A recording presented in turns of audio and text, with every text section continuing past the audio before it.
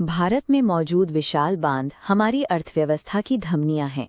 खेतों की सिंचाई से लेकर कारखानों तक बिजली पहुंचाने का काम इन्हीं के भरोसे है। जब लाखों क्यूसेक पानी बिना किसी पूर्व चेतावनी के शहरों की ओर दौड़ पड़ता है, तो वो अपने पीछे कुछ ऐसी तबाही छोड़ता है। अगर किसी दिन कंक्रीट की ये दीवारें अचानक दरक जाएं, तो नीचे बसी आबादी के पास संभलने का वक्त तक नहीं होगा। इतिहास में ऐसे कई हादसे दर्ज हैं, जहां जल प्रलय को रोकना इंसानों के बस में नहीं था। हम पानी के इस विकराल रूप को पूरी तरह खत्म नहीं कर सकते, लेकिन एक वैज्ञानिक योजना के जरिए इसे प्रबंधित जरूर कर सकते हैं। इसी संभावित तबाही को व्यवस्थित तरीके से नियंत्रित करने के लिए भारत में इमरजेंसी एक्शन प्लान यानी ईएपी लागू किया जाता है। दिसंबर 2021 में भारतीय संसद ने डैम सेफ्टी एक्ट पारित किया। इसके बाद से किसी भी बांध के लिए ईएपी तैयार करना देश का एक अनिवार्य कानूनी प्रावधान बन चुका है। इस कानून को जमीन पर उतारने की जिम्मेदारी नेशनल डैम सेफ्टी अथॉरिटी यानी एनडीएसए को दी गई है।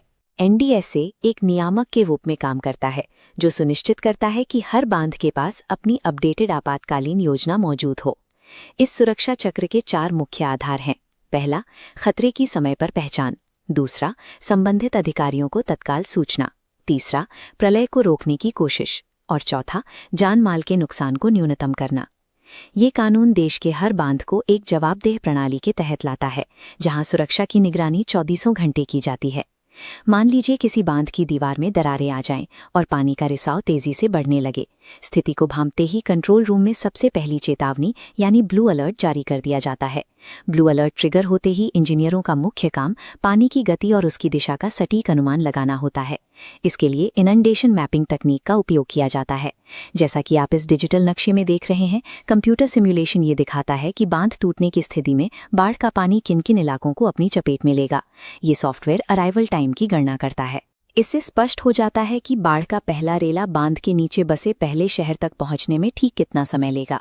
नक्शे पर यह गहरा लाल रंग पीक वाटर लेवल को चिन्हित करता है। प्रशासन को इससे ये सटीक जानकारी मिल जाती है कि किस विशिष्ट क्षेत्र में पानी अधिकतम कितनी ऊंचाई तक पहुंच सकता है।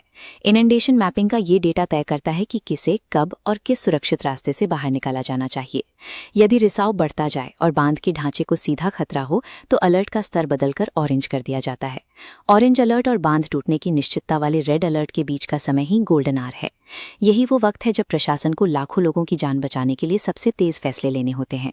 इस दौरान बांध के कंट्रोल रूम से लेकर जिला कलेक्टर, पुलिस और आपदा प्रबंधन की टीमों तक सूचनाएं बिना किसी देरी के पहुंचाई जाती हैं। इसी समय सीमा के भीतर जमीनी स्तर पर इवैक्यूएशन शुरू किया जाता है। एनडीआरएफ और पुलिस की टीमें लोगों को प्रभावित इलाकों से हटाकर सुरक्षित ऊंचाइयों की ओर ले जाती हैं।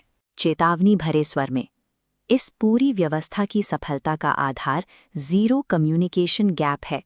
सूचना तंत्र में होने वाली एक छोटी सी देरी भी पूरी सुरक्षा योजना को संकट में डाल सकती है। वैज्ञानिक रूप से तैयार की गई ये योजना तब तक बेअसर है जब तक इसका नियमित रूप से अभ्यास न किया जाए। नियमित मॉक ड्रिल ये सुनिश्चित करती है कि खतरे का सायरन बजते ही प्रशासन और आम जनता दोनों को अपनी भूमिका और सुरक्षित रास्तों की पूरी जानकारी हो।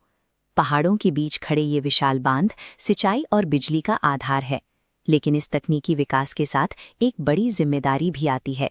इतने विशाल जलभराव को सुरक्षित तरीके से नियंत्रित करने की जिम्मेदारी। एनडीएसए और केंद्रीय जल आयोग के मानकों के अनुरूप बनी ईएपी वो सुरक्षा कवच है जो बांध के नीचे बसे शहरों को 24 घंटे सुरक्षित रखने के लिए बनाया गया है। प्रकृति के विनाशकारी शक्तियों के सामने निरंतर सतर्कता ही हमारी सबसे बड़ी सुरक्षा है। Safety first, prevention always.